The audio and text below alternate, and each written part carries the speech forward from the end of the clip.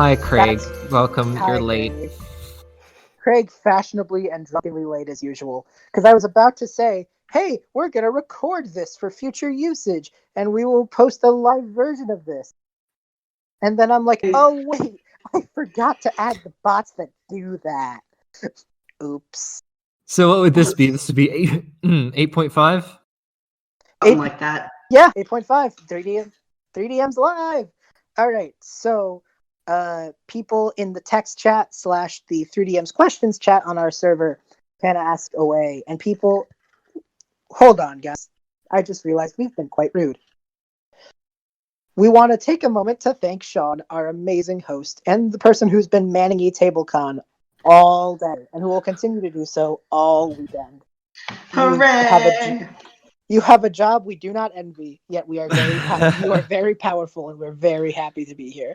Yeah, tomorrow is going to be the best day. I will be live streaming for 17 hours straight. So Jeez.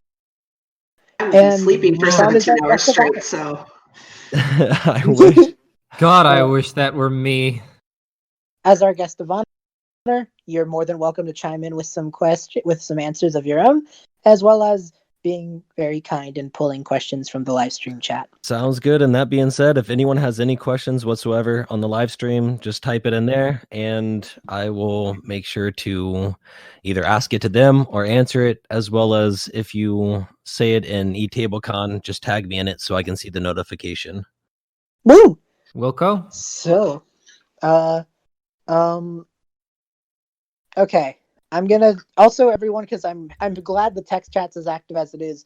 Everyone, please at me. Probably I'll take the brunt of it. If you have a question, that's not just let's not just continue in the conversation in text chat. I'm cool with the conversation in text chat, but if you have a question in text chat, just ping me. Thanks. So, getting started with some questions in the 3DM's channel, because our friend Amelia, the bitch who will take your knees, as they are known on Discord, asks, asks, what is the weirdest one shot you've ever ran? Oh, God. Do we have to talk about the airship again? We gotta talk about the airship again. This is like one of my favorite games that I've ever played. Of course we have to talk about the airship again. Oh, man. Lance is the only one who was unaware of what happened, and that's a little bit of a problem, because since it was not recorded and just for fun, I stole Lance's boy! I don't know what's happening most of the time, so you guys go ahead. Spy, you want to take it? I've done a lot of our intro talk. Oh, man. How do I even begin to describe the airship one shot? I mean, you're the one who ran it. This wasn't me who ran it. Long story short, B ran a one shot for the Frostwalkers crew and a couple of guests, including myself and our buddy Nick, who is with us today, muted in voice chat. And it was a big ol' fustercluck. It was excellent. It was fucking amazing. And the worst part about it was that we didn't fucking record it, which I will never not be upset about. It was very good. It was just probably the best session that I've ever played, honestly. The plot was pretty straightforward, is the thing. Yeah, I mean, we were hired to go steal an airship, which turned out to be a spaceship, specifically the spaceship that features in the 20-Sided Adventures Space Days campaign. Apologies to Lance for that. Oh, the Miss Lily. Yep. We stole it back, to be fair. Someone else had stolen it, and we stole it back. Yeah. Again, I know nothing. So yeah, that was the favorite. That was probably B. Would you say that's the weirdest one shot that you've run? I think between Mom get the shotgun, the aliens are taking the chickens again. Between Sari, the wood elf monk / bard in the Frostwalkers, piloting the damn spaceship, between a tabaxi guy hanging upside down from a rafter to shoot at robots. I'd say it was pretty damn weird. Yeah. Yep.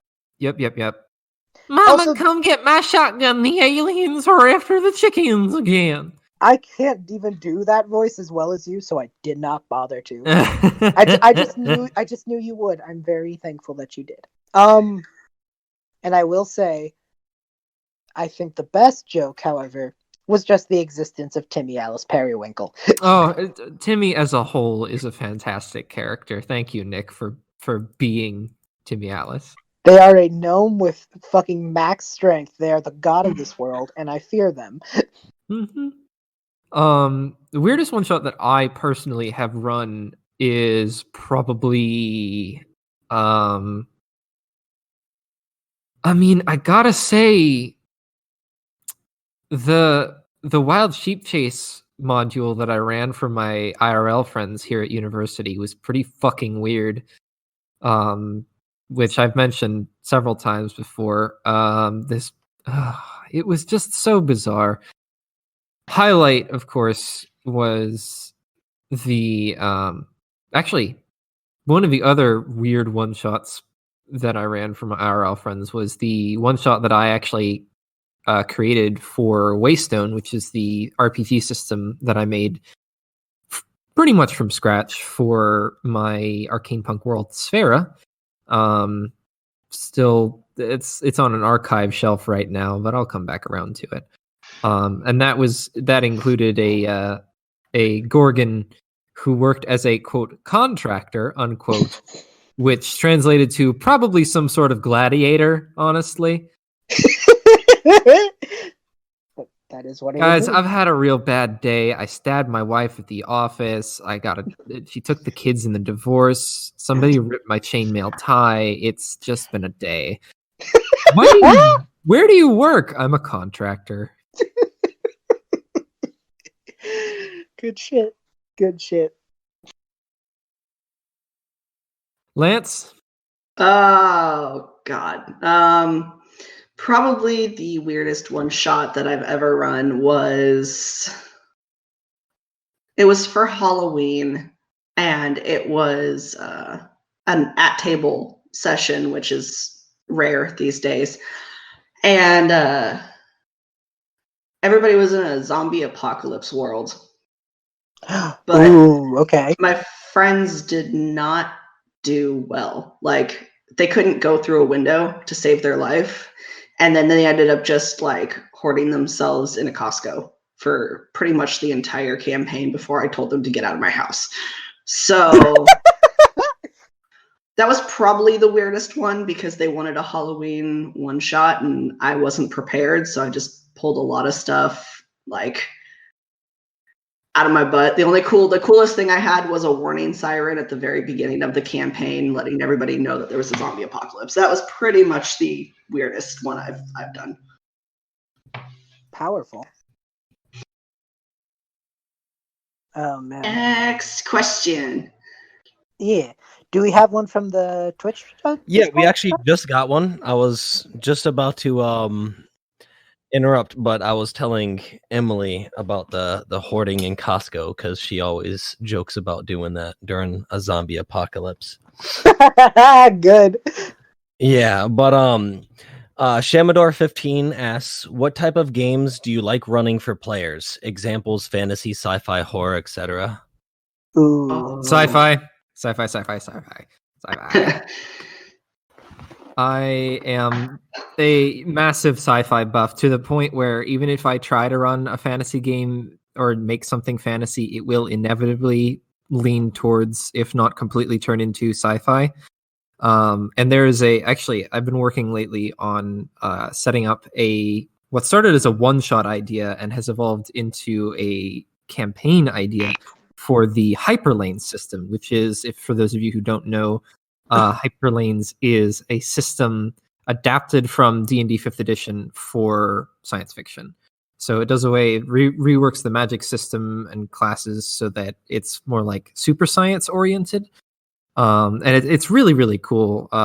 You can get the PDF online through Scrivened Publications. So yeah, I'm very much a sci-fi buff.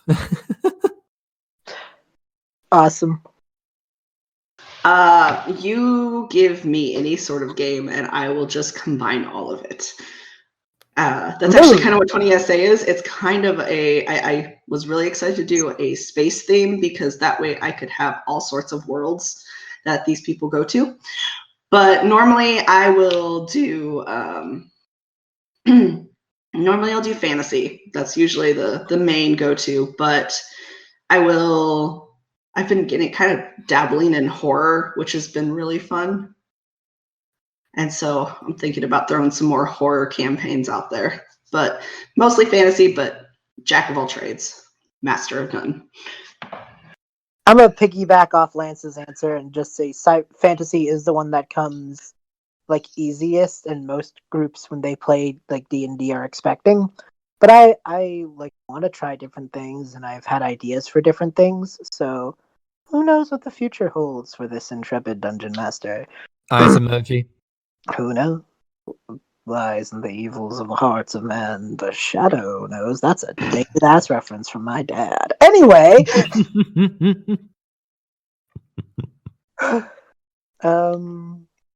Yeah, thanks for that question, by the way, Twitch. That was a good question. I don't think we've actually explicitly discussed that on the podcast before. Yeah, what our favorites are. Our affinities. Yeah. Yeah, Let's see. he ended up saying that the combining it all sounds super fun. He said, "Now you're speaking my language." Yeah, Lance, look at that. Hit me up, dude. We'll throw one shot out there that's gonna like blow your freaking mind. Oh man. I mean, that's kind of what Lance. That's what 20 SA is. That's what Space Days is. It's arcane punk sci-fi sort of like.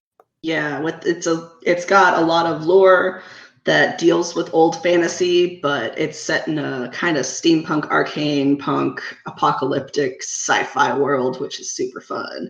It's really, really cool. It is very much its own identity, and I gotta love it for it. Yeah, actually, part of what I've been doing for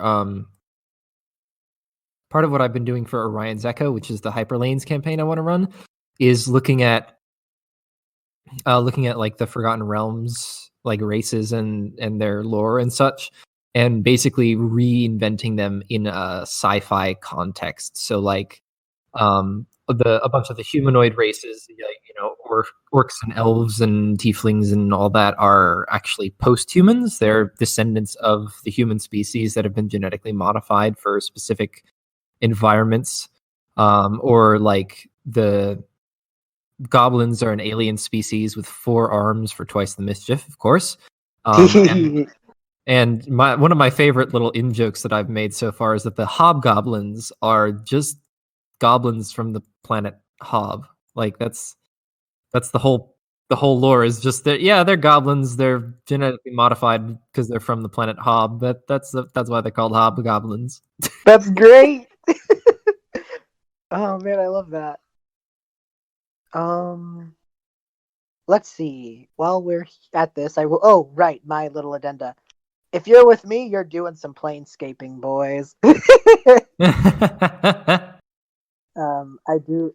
I love Planescape stuff. I love the multiverse. I love different worlds. I especially love some of the work done by D&D's card game sibling, Magic the Gathering, if you will. Thanks, Wizards of the Coast, for developing both those. So yeah, all the amazing articles, the Planeshift articles, they're some of my favorite things to pore over for new ideas. I fucking love that shit. That's my addenda. Anyway, next question.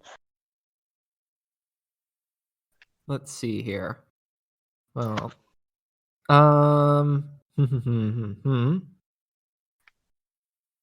Livy asks, how do you remember any NPC voice? Oh man, that's an interesting question. We've talked about NPC voices a lot on this show.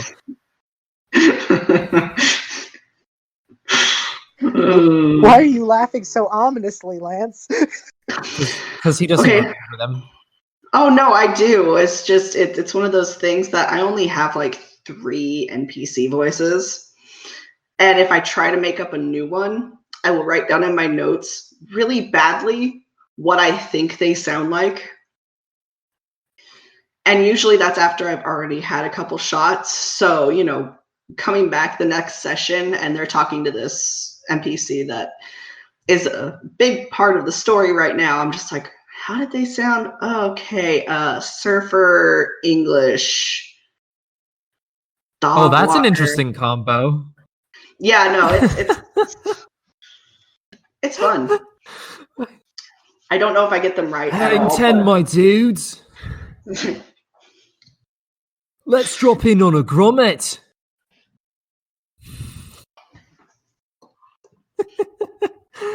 Yeah, I have a wider array of voices that I can do, but it's still fairly limited, and I definitely don't use like my different accents as much as I kind of want to / should for NPCs.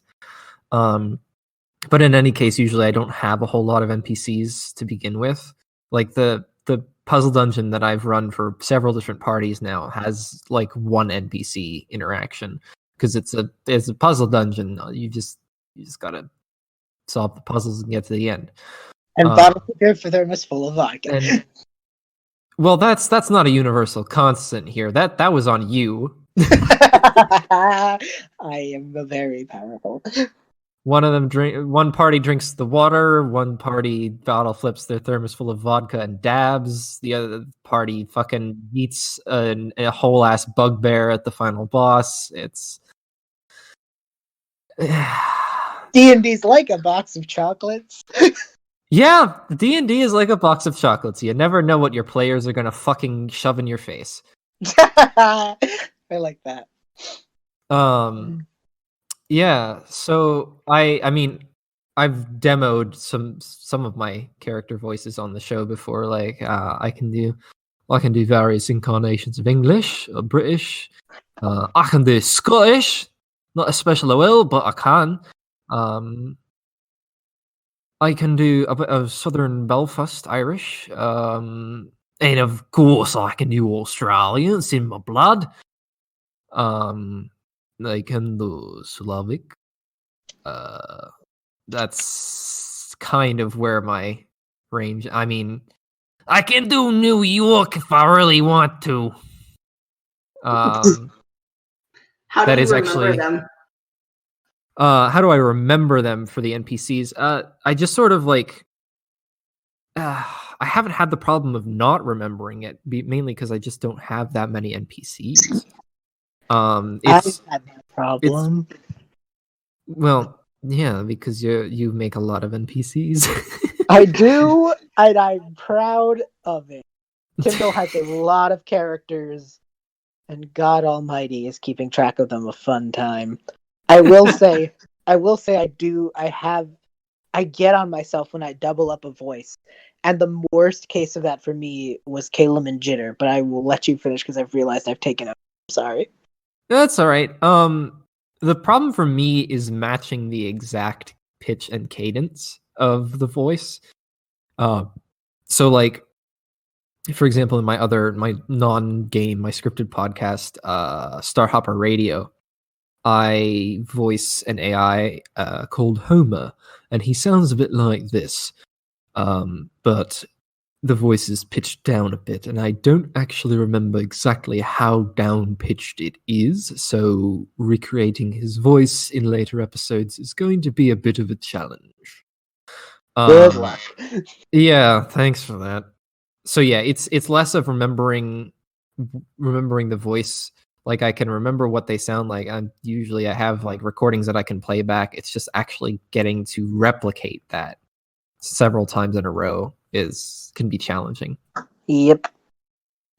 Yeah, my worst case is Calum and Jitter, because Calum kind of talks a bit like this, and then I played Jitter on stream, and Jitter talked a bit like this, and then they were going to be in the same room together. Oh, fuck. You've made a mistake. I have. So then Jitter started talking a bit more like this, and having a bit more pep in his step, and I think it made the differentiation a bit easier for folks, you know? I still love the headcanon that Jitter is voiced by Ian McEwan. Oh, from absolutely. Star Tripper. Yes, that is my. Thank you for introducing me to Star Tripper, by the way. You are more than welcome. It is probably one of, if not my favorite podcasts. It is the only thing that gives me serotonin anymore. I swear to God. We've harped on this question way longer than we should have. Yes. Let's see. We have a question from Twitch chat from Curious Little Fox. Hi, Foxy. That asks any pacing tips. Ooh. It's not that we don't know how to pace. It's just like articulating that is hard. It's just something you feel. Like if you you really just have to practice, honestly. You have to just you just have to figure out like how it feels and if it when it feels right to move on to something else, you know, or when it feels right to introduce a new element. And that's something that we've actually been dealing with a little bit in our off the grid sort of parallel, not exactly a game, but it has Monster of the Week elements to it, text-based play-by-posts almost. And it's just pacing it can be really, really hard to get right, especially in combat. Like if you're narratively describing combat, it can be really hard to both be accurate to like realistic combat timing and narratively have good pacing. So it's finding that balance. And also, it's also gonna go ahead, B. I was gonna say your players are gonna dictate a lot of it. Yeah, that's what I was gonna say too. And a lot of it has to do with your players, because I know there have been some episodes of 20SA where I had a lot planned for pacing wise, but the players just weren't feeling it. So they spent an hour and a half in the bath.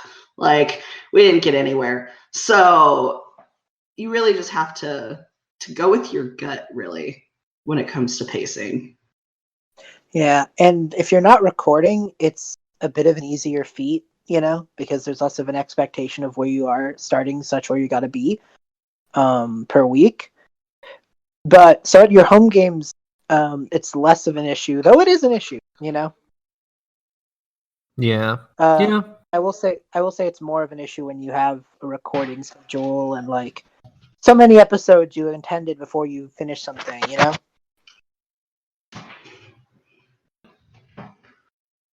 So yeah, that's our answer. Is your players will power that for you. You do not have a choice. Yeah, you'll know when they want to move on. Oh Yeah, or when they want to spend 3 days in a shop. It's, you know, it's up in the air. It's just it's a more of a gut feeling sort of thing. You just have to you have to use the force. The gods of improv will guide your way. Oh man. And also sometimes something you intend to take 10 seconds takes 30 minutes. Case in point, some of these questions. Exactly. Oh man. Let's see. Other questions. Livy's asked a whole bunch of them. Thank you so much, Livy. Yeah. What's your favorite monster that you've had your players fight? We've gone over this in past episodes more than once, I think, but I haven't really had many monsters. I haven't really had my players fight many monsters, so I only have the one, just the time moth, the temporal moth, which can. The temporal moth is so cool, though. Yeah, I homebrewed a homebrew thing, which is basically a giant moth that served. It's not exactly a manifestation. Yeah, it's part of my puzzle dungeon. It was the final boss of the puzzle dungeon. So spoilers if you guys ever play that. At the end, there is a tree sacred to the god of time, Skoros, which is basically Mothman. And Mothman. Yeah.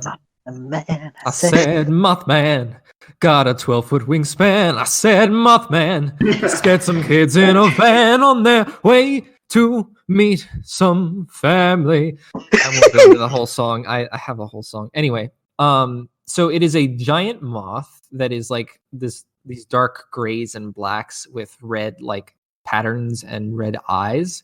And it has some ability to manipulate time. So it can freeze time and move. It's sort of like a blink ability almost. Like or the asteroid it- hoppers. like the asteroid hoppers. Shout out to the Tales of the Void Fair again.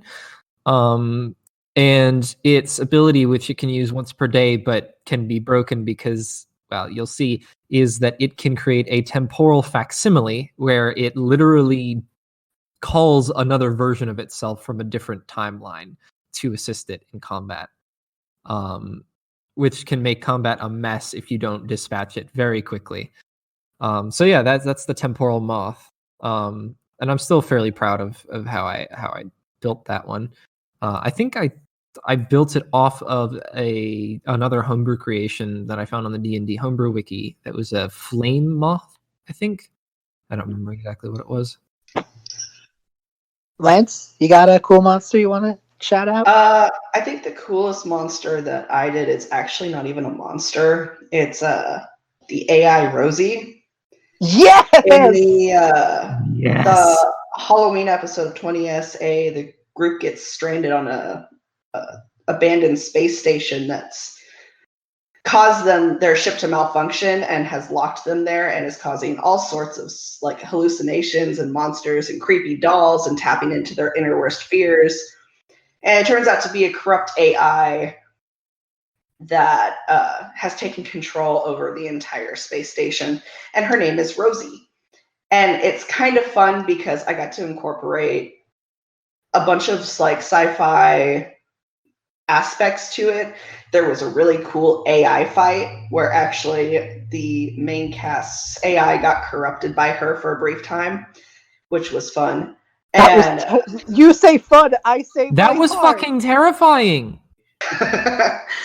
but it got to kind of incorporate the entire ship too, and gave them a time limit and had them do not just fighting, but had to give them a choice of whether they wanted to use what they had to try and save this AI or destroy it.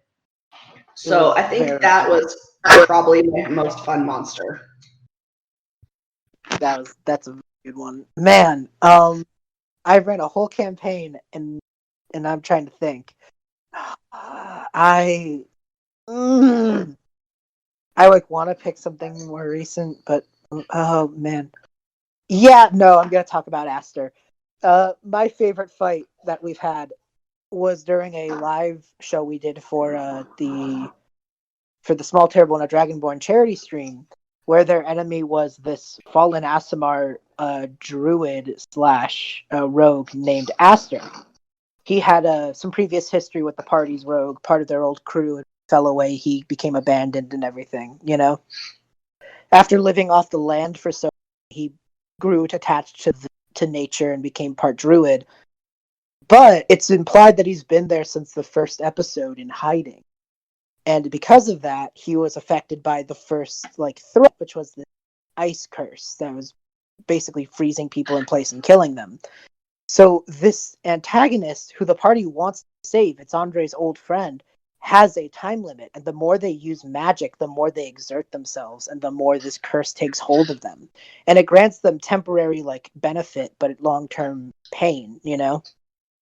So it became this interesting thing where it could have just been this fight between rogue and rogue that has a stat block and was over. But there was this emotional weight to it where they wanted to save Aster. So they were trying to dissuade him from using his more powerful attacks, but that made him want to do them more, you know? And eventually he turned into this Arctic wolf form during a corrupt wild shape. It was really fun. Because the curse impacted his wild shape ability too, and it turned it into just from a swordman to this giant monster that the whole party had to help take down. It was fun. It was a really cool session. The emotions were high. Rev as Andre did masterfully in making me cry about the old times that the characters had, even though they didn't, though they'd never been seen in the show before. just Aster became an NPC in the show after that event, even though it didn't get recorded and put up, just because of how much we fucking that boy after he was saved. Because the party did save him. Very happy. So yeah, Aster's probably my favorite monster / fight we've had. Next question? I think we've covered it. Yeah. Sweet. Let's see here. If we don't get any questions, I'm going to start telling jokes, and nobody wants that.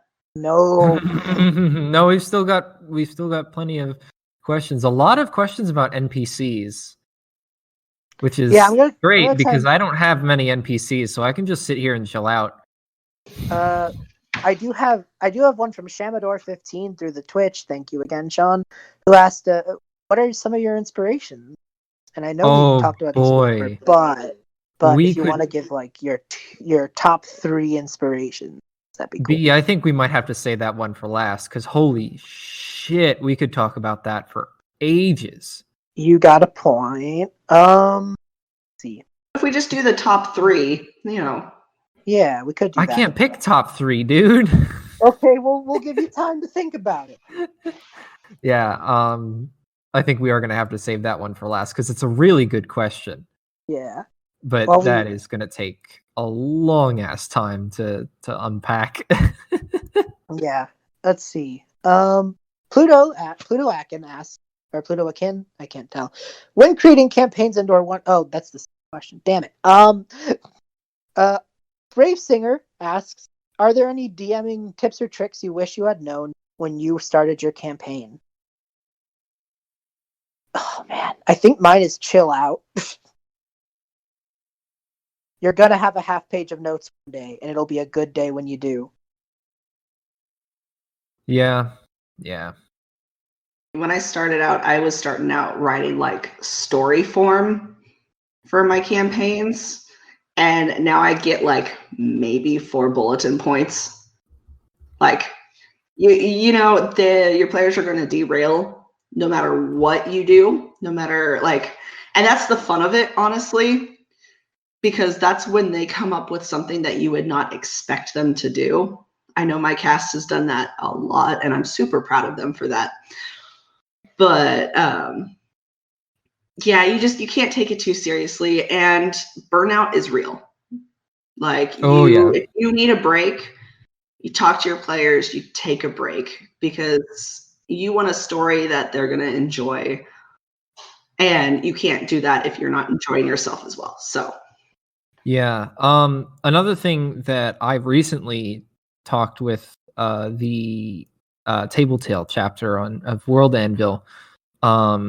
I personally have been in constructing the Orion's Echo campaign and going back and re-examining the Death and All His Friends campaign that I was going to run for the Escape Artists. I've been really worried because I'm incredibly ADD, and my world building process is cyclical, which is why I have like fucking 8 worlds, entirely separate worlds. So I cycle through them pretty regularly, and I'm worried about my ability to basically consistently create fun, engaging, and like narratively sound sessions for my players, which is pretty much the biggest roadblock I've had in running a full campaign, because I've never actually run a full campaign before. I've only run one-shots because one-shots are easy. They're a self-contained module to take 1 or 2 sessions and you're done. Whereas a full-on campaign can last, years. And it concerns me that I might not be able to keep focused on that world for long enough to have a meaningful arc, at least. And what the rest of the group have mentioned is you can rely on your players for the inspiration to stay focused on that world. Because if you set it up as like an open world, your players will go and do things that make you really think consistently. and you'll be able to create more in response to them rather than just making things for them. That makes sense. Yeah. So I figured I should Pluto discuss has- that on oh, air. Yeah, totally. Pluto has thrown in a question, and I will say, let me answer first. Oh, I think I did answer. The trick was chill out. Lance, did you have your own? Or What? Did you have your own tip besides chill out? Oh yeah, no, I already went on my rampage, dude. Fair enough. Pluto asks, for new DMs such as themselves, would it be better to script a campaign or, in their own words, just heckin' wing it? You're Okay, gonna so- end up doing the latter anyways. You really are. Pluto, all you want to do is like just have the baseline of what you want, what you want your players to do. Add in some like towns and what you plan for those towns to be. Do bullet points, do main advantages of those bullet points, because they're just going to take you in a whole different direction. Take it from someone who scripted their campaign. Don't script your campaign. Yeah. I will say your players are going to come up with probably more amazing things than you will on your own. So let it happen. I will also say, though, if you're playing a home game, that's like doubly true. Like if you're playing a home game, your players are going to have you're going to get to talk about it outside of game, and it'll just be canon. You know what I mean? Mm-hmm. Just all the great things about D&D that we have denied ourselves the luxury of, you know. We have some But- pretty good questions on our 3DMs. Livy asks, when DMing for a podcast, how do you keep your cool and stay chill? Alcohol.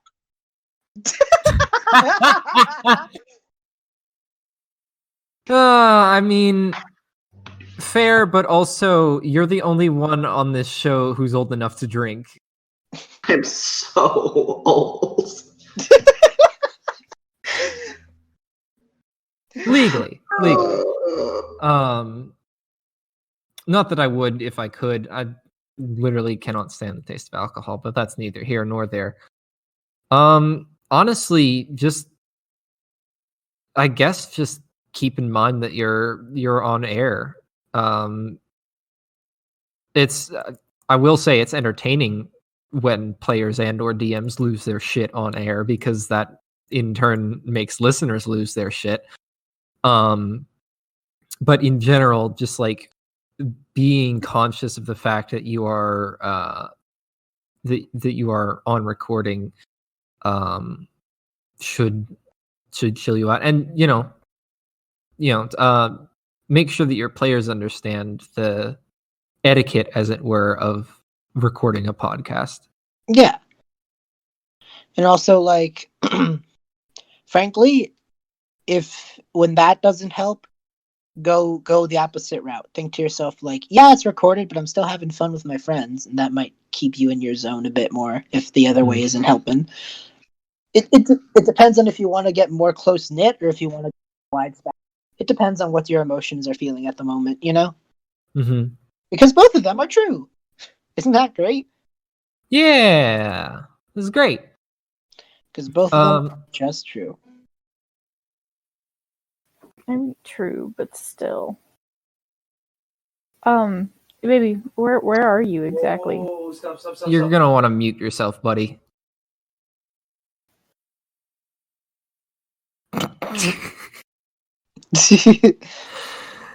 I got it. No, That was unexpected. Whoops. Uh-oh. Oh, all right, no. let's see. Well- Let's do another question. Yeah. We actually have two related questions. Let's see. On Twitch, Foxy asked, how much do you edit your podcasts? And in our questions channel a little ways back, Amelia asked, what's your favorite thing that you've added in the editing process, like sound effects or whatever? So Well, I guess I could start. For the escape artists, I am still not through the editing process for session 0. Because I do pretty extensive editing. I like to remove all the extraneous background noises and the ums and uhs because I have a problem with those. And basically just make it sound both more natural, less awkward, and also just sound good. So there's no like awkward pauses or people talking over each other. And as for favorite things that I've added in the background, so far I've only added music to the escape artists, which the auto duck feature is a fucking lifesaver for, by the way.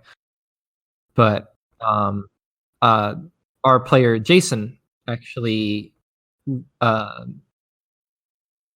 he is really good at guitar and piano, so he's written and made a couple of songs that are really, really good and fit the mood of both the intro and outro monologues that I'd spun up. And they line up really well, so I stuck those in. And I won't even go off into a tangent for Starhopper because that's a scripted show and it's all about sound effects. So Fair. yeah. Lance, you got a favorite? So it takes me about, I've gotten a lot faster at doing it. It'll take me about 8 hours to edit an episode from start to finish now, which is really nice. It used to take me almost an entire week because I didn't know what I was doing. But I do love entering, like, I love putting in sound effects. Like, that's super fun. And then our audiomancer, Zach Shepard, he makes incredible music. And so just being able to put that in, he made a 16-minute long soundtrack just for one battle scene. And he incorporated our theme song into it. And so, like, being able to just go and just listen and then put it in there and then listen it to it like the story, I think that has to be my favorite thing because it kind of really brings it to life. Love you, Oh, Finch. yeah. And for me, it takes me about a couple days to do an episode, probably, between life and everything else, you know? And I'll usually look through copyright-free music and credit the artists in the show notes. And that's awesome. I will say one of my favorite songs we've incorporated in that regard was definitely Melody of My Dreams, which became the character of Anna's kind of theme during Arc 3 and came back in the finale. And also the song we used at the start of the epilogue during our little setup conversation between our tiefling boy and his starry friend. And that rustic charm. Sound effects wise, it was absolutely there was a moment where our ghostly buddy Ambrose just said something utterly stupid, and you could hear his ethereal friend Finley just lose her cool and her whole shit over him starting to make dog barking noises while possessing her sleigh. And that was good. And I added just a little sound of like glass breaking, and I played it as a joke. I sometimes just add little joke edits that don't make it to post, and I sent it to Finley's player saying, "Look, it's the sound of Finley's sanity shattering in half." And Kat goes, "Keep it, keep it, keep it, keep it," and I kept it. So in that episode, you can hear a little glass shatter sound right as Finley's about to speak. And that is the sound of Finley's mental state shattering in half. Oh man. It is already 8:02. I do not think we're going to be able to get to all of these questions, but I do want to address the question of that Amelia asked, which is, what is a part of your world that you created but your players never explored? And my answer is all of it.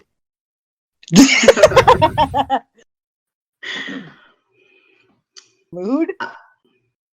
Yeah, I would have to say that the one place that the players really haven't gotten to explore yet, which I'm really excited for, is outside of Thybus, like outside of the rings of Thybus. and outside of the inner cities, because all they really know is just they've gone out there once, but they haven't gotten to explore actually what makes Thybus as a whole, instead of this like little corner of the planet that's a civilization.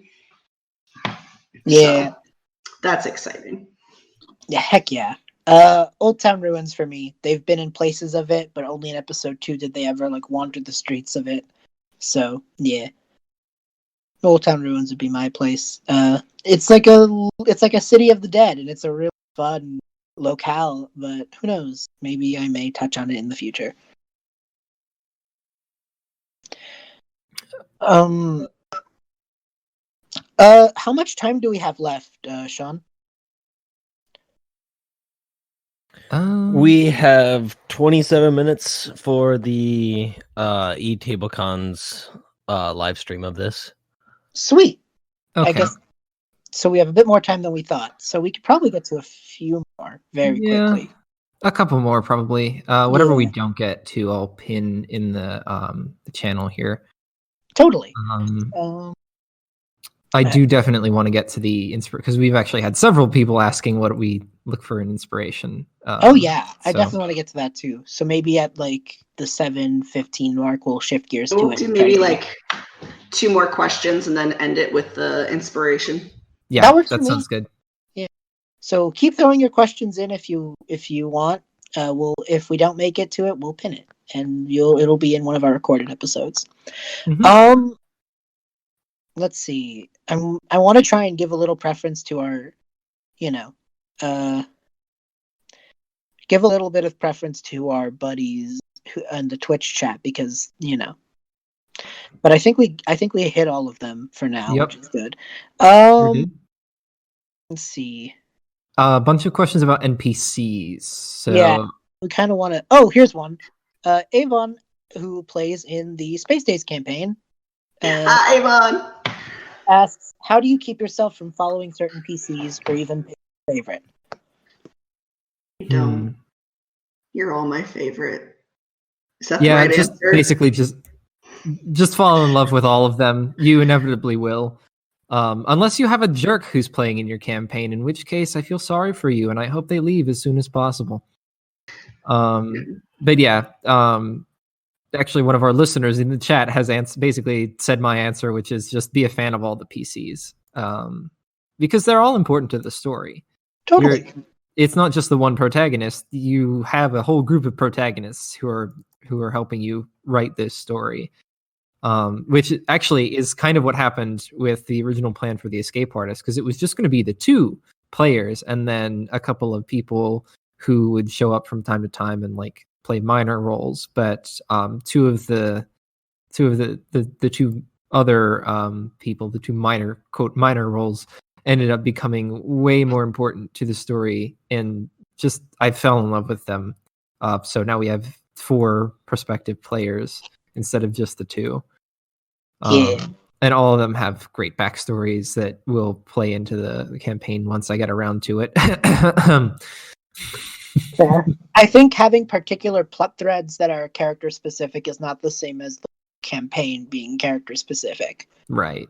So like so if your worry is like, I've created this character who has a very close-knit relationship with one of the PCs but not the others, as long as the other PCs have things to do, that's okay. The whole of the story is about all of them, but giving them individual pieces to play with is not the same thing, I don't think. Yeah. Yeah. Yup. Let's see. We got to scroll up for these. Yeah. Let's people- see. Man, I'm actually like a little happy that we managed to do that.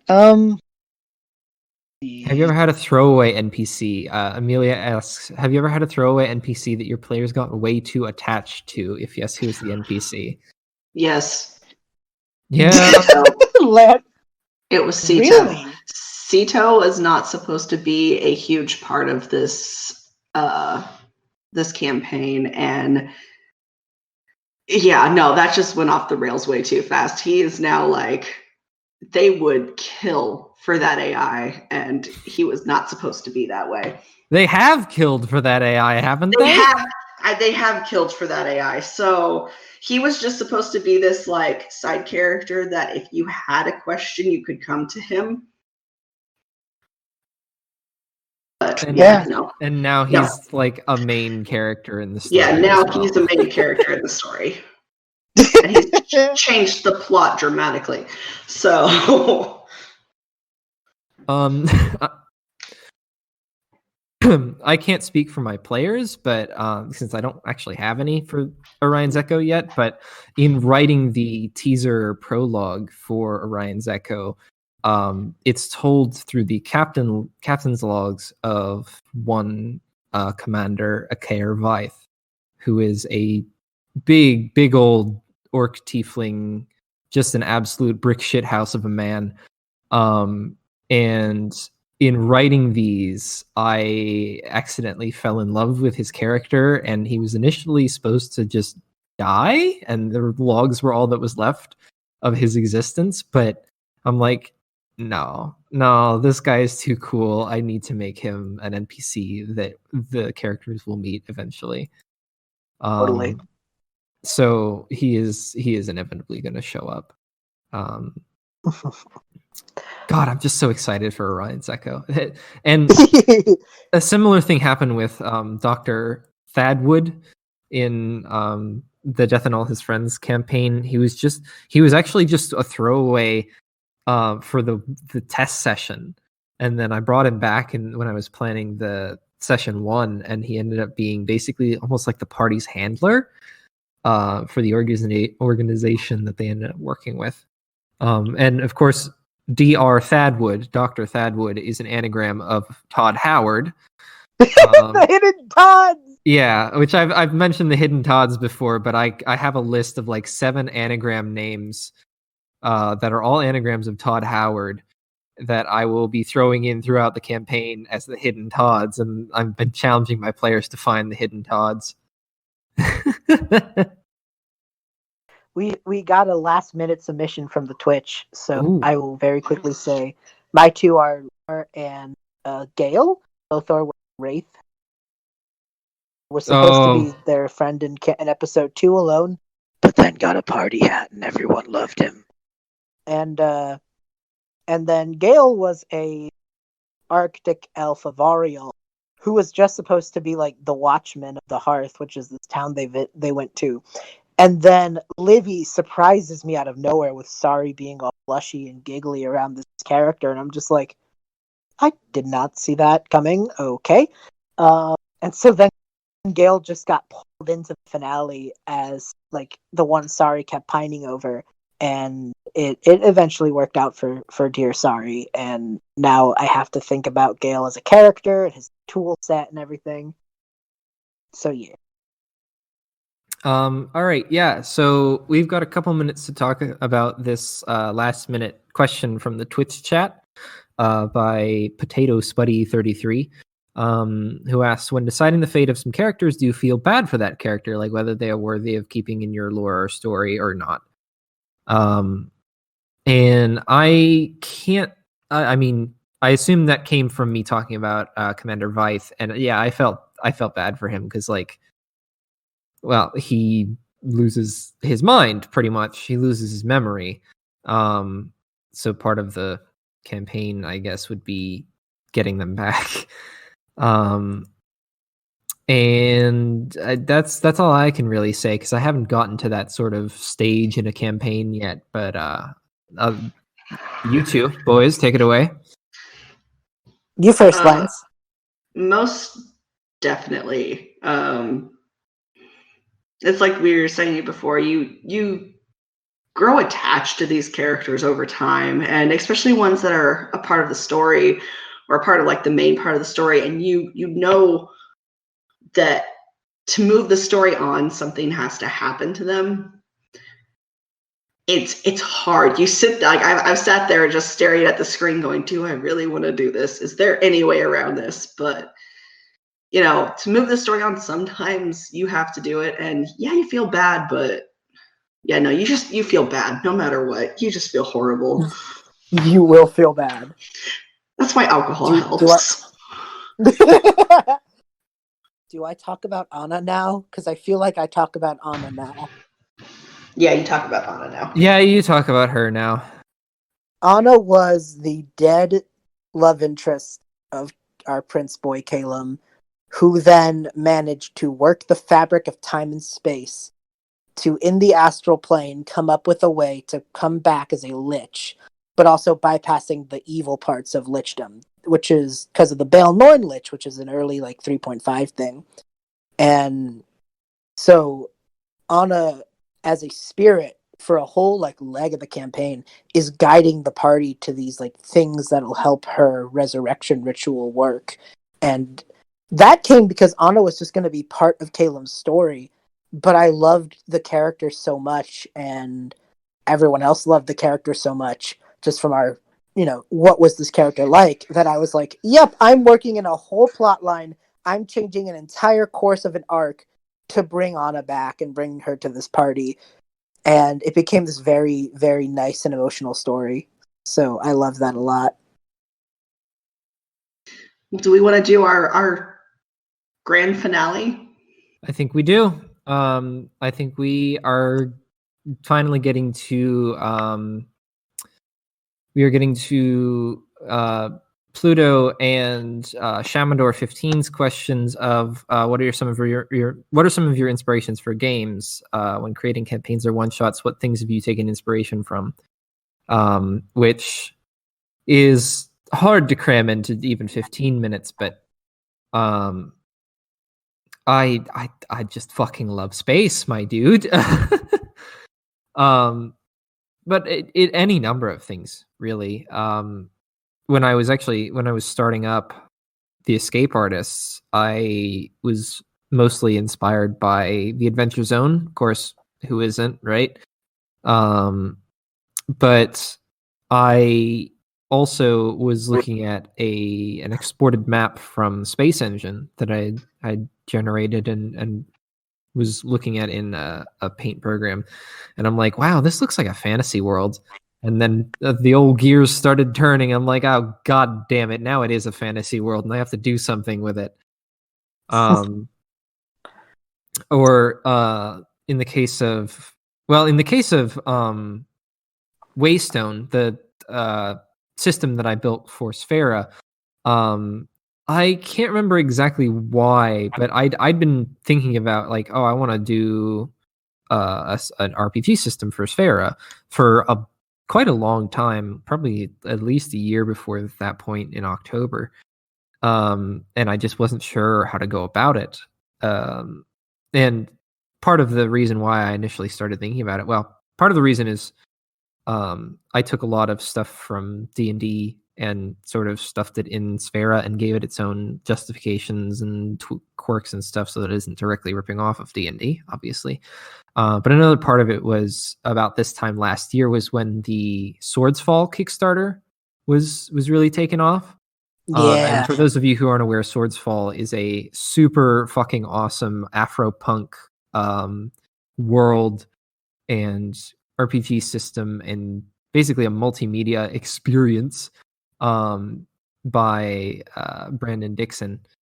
And it is so fucking cool. If you guys are interested, please check it out. I believe the Twitter account for Swordsfall is at Swordsfall1. So make sure you go check that out. Fucking love that. But I was so inspired. It's like, wow, this is so cool. I wish I could do something like this. And then come October, at like 2 a.m. on a Tuesday, started writing down just some ideas for how to set up the system.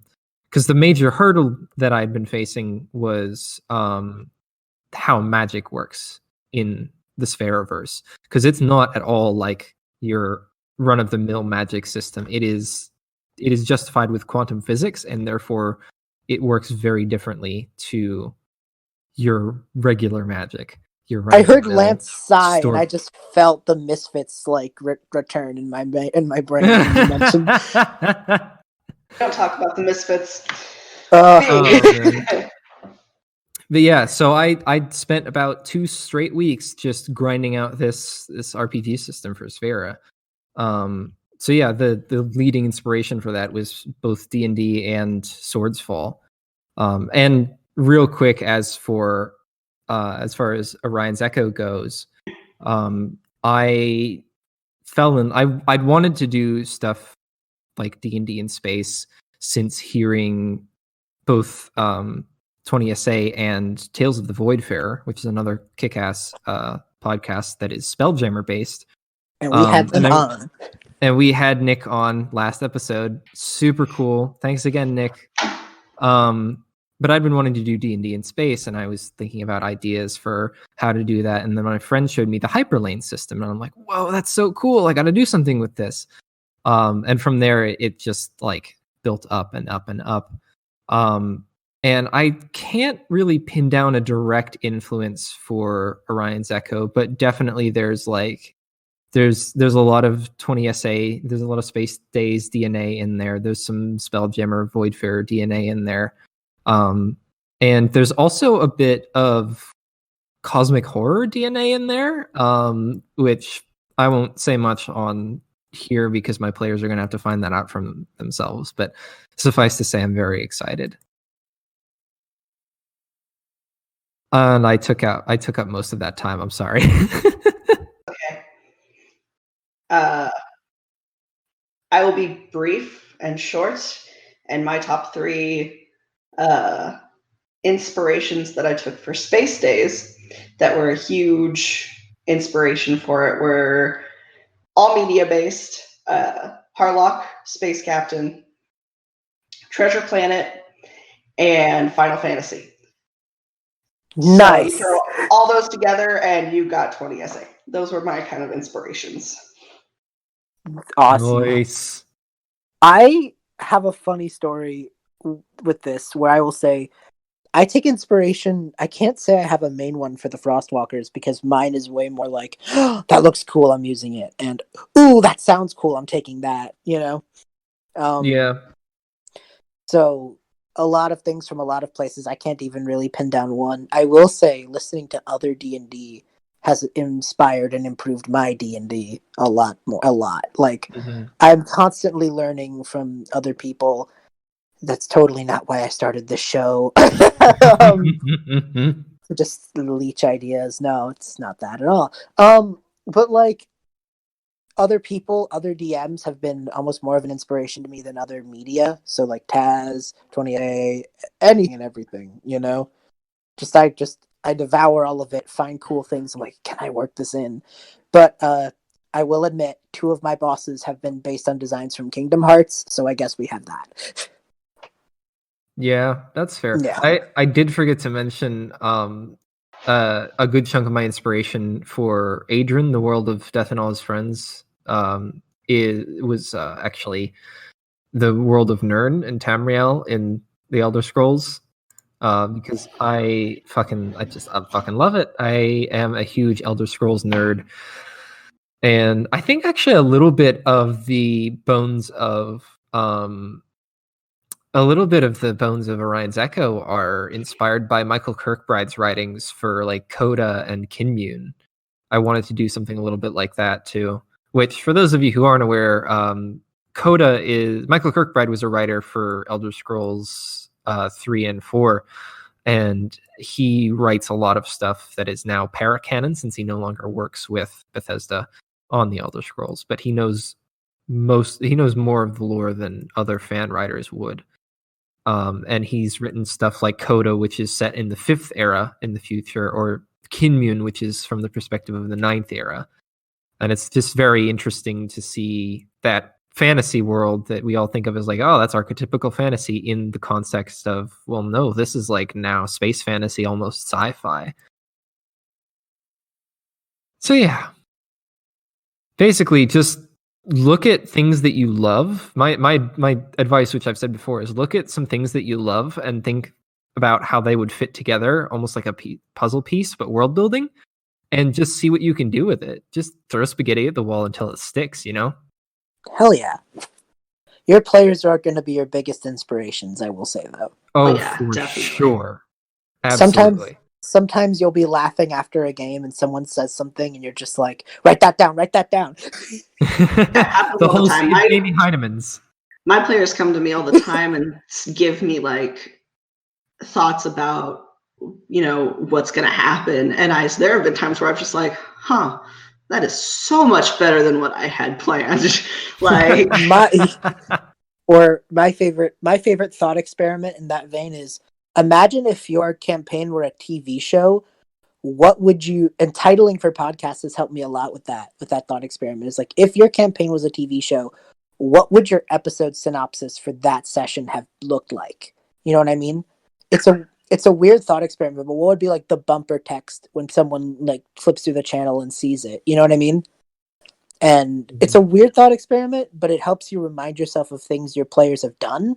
And sometimes that makes you go like, oh, well, now I have an arc now, because I've been noticing this trend with this player character about like their constant focus on maybe family. So maybe I should try and incorporate that into their conflicts, you know?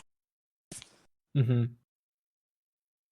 Oh, oh, wow. Someone last second grabbed a question from the Twitch chat. Do you Oh, wanna... we have 6 minutes left. Any thoughts if starting with a D&D is a good idea, or rather start with a later edition like 4e or 5e? I have only ever played 5e, so I really cannot say. Yeah. I will say, though, go ahead. play what vibes with you. I'll just say play what vibes with you, and that's it. Honestly, be a slut with your systems. Just play a bunch of systems and see what you like best. That's the best advice that I can give you. I've literally never even played Hyperlanes, and I'm already thinking up a campaign for it. So it's less about, you know, it's not about experiences, it's just about having fun, you know? Totally. I started with 3.5 and I went to 5. Personally, I like 5e best. It's easier to manage, but that's my own opinion. Fair. You just gotta play until you find what you like. Yeah, find your sound. Don't let anyone tell you otherwise. Yeah, and yes, older D&D groups will be harder to find schedules for and harder to find players for, admittedly, but I think that just means that if you find a group of people to play older editions with, they're going to be way more devoted to it than you'd think, because they may be harder to find. So, that'd be my answer. Find what you like. Good answer. Find yourself in D&D system.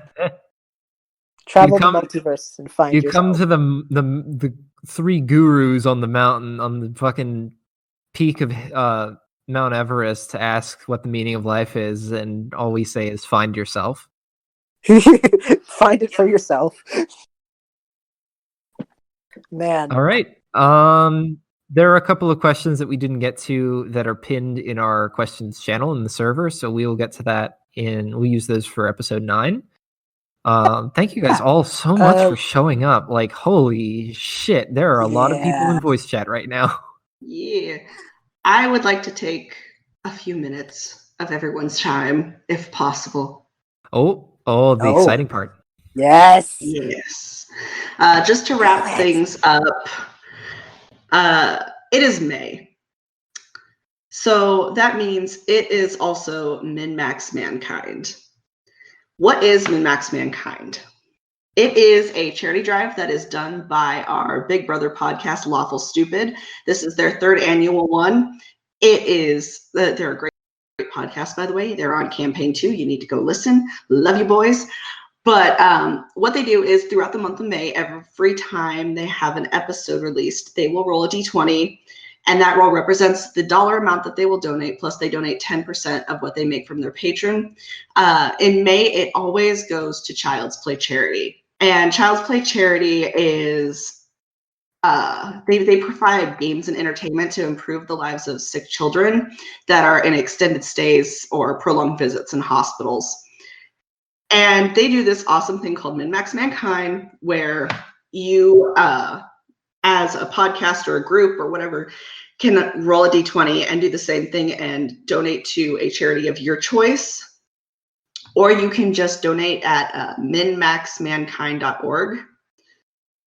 And you go to the boys' forums and you tell them that you donated and you helped out, and if you donated more than $10, you are instantly entered into a raffle to win some really cool prizes. There's a lot of art commissions. There's there's the legendary bundle on D&D Beyond that's over $600 value. There's some custom made potion bottle holders. There's dice. There's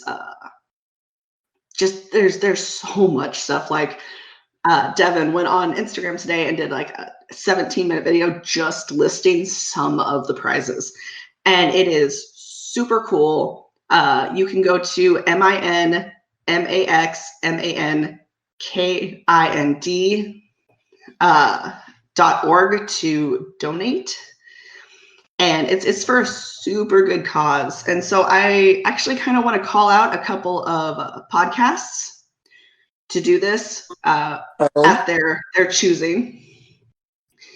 I'm going to call out Halfway to Heroes, and I'm also going to call out I forgot who else I was going to call out.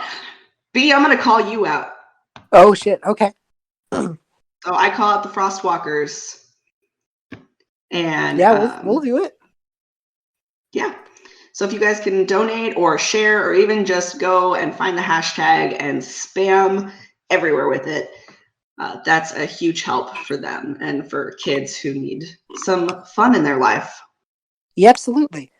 So, Lance, I heard you Yes. brought a D20 to the recording session tonight. I So did. would you like to? So, yeah, to start this off, I am going to be rolling a D20 to donate to Min-Max Mankind.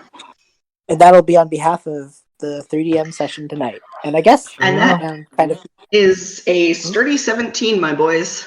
All right. Cool. So $17 will be going to Min-Max Mankind and Child's Play for the Lawful Stupid Charity Contest. Awesome. Other than that, I don't have anything else to say. All right, We were we asked to plug should- our pluggables before we run Yep, we should plug our shit and get out. and cut and run. Yeah. Yep. Alrighty. This has been 3DMs. You can find us on the Frostwalkers podcast stream for now. We're looking into getting a separate stream. Gotta set that up soon. We're working on it. We're working on it. Finals is next week, so I have not been working on it as much. Oh yeah, valid as hell. But yeah, you can find us on the Frostwalkers stream every now and again. Our first 8 episodes are already up on there. Just go dig through the Frostwalkers stream and look for them. Don't listen to episode 1. It's a mess. It's a mess. Don't just start at episode 2. Start at episode 2. That's where we have Janet from World Anvil. And it's super fun. You can find me personally, Spyglass, at Spyglass Realms on basically any social media. Instagram, Twitter, Twitch, several other places I'm definitely forgetting. My most active location is Instagram, so just find me at Spyglass Realms. B? Or Lance? So yeah, you can find us on any listening platform for our podcast. And for Twitter, Instagram, we are at 20SA Podcast. We also have email at 20sidedadventures@gmail.com. So if you have any questions or have any adverts that you want us to plug in the middle of our show, go ahead and just shoot those over to me. Yeah. Nice. For myself, if you're on the server in the call, that means you've already done half your legwork. You can find the Frostwalkers anywhere we do podcasts, also YouTube. We have an email, frostwalkerspodcast@gmail.com, and our social media is basically the same, Frostwalkers Podcast on Instagram. It's at Podcast Frost on Twitter, because Twitter does weird things with your ats sometimes. And that and also our server, which links will be in all the places if you're listening to this recordedly. Gosh, it's been a blast. Thank you everyone so much. Yeah, this has been super fun. Thank you, everyone. And Yeah. same deal with Lance. If you email me your podcast bumper, I will try and fit it in the editing. We're about to All start our right. second. We're about to start our second campaign, DM'd by our buddy Livy, who was avid in call tonight. So yeah, come join us up for a whole new story. And one last super special thank you to Zyphian, aka Sean, for hosting eTableCon. Holy shit, I was not expecting this last week, but this has been really, really fun. Thank you so much for hosting us. Absolutely. Yeah, thank you for having me. I enjoyed it. It was really fun to sit and listen to all y'all's experiences and everything. Yeah. Maybe We hope one we gave you time you should come on our. Yeah. I was gonna say, hopefully we gave your words a break. Yeah. Yes, Maybe- actually, a lot. It was nice to mute my mic and step away for a second or two. Yeah, hell yeah. If sometime you ever want to come on and answer some questions with us, you are more than welcome. All right, will do. I'll keep that in mind. Alrighty. Also, I think that's if y'all it for don't us. mind, if I plug myself real quick, anyone that's sure, please. listening, if y'all go to eTableCon anytime this weekend, y'all more than welcome to either host your own DM like games or join other games from other DMs. Yeah. So it should be a great weekend, everybody. Thank you all so much for coming, and thank you eTableCon for hosting us. It's been a blast. Yeah, y'all too. Have a good one. Bye. Bye. Stay moist. No.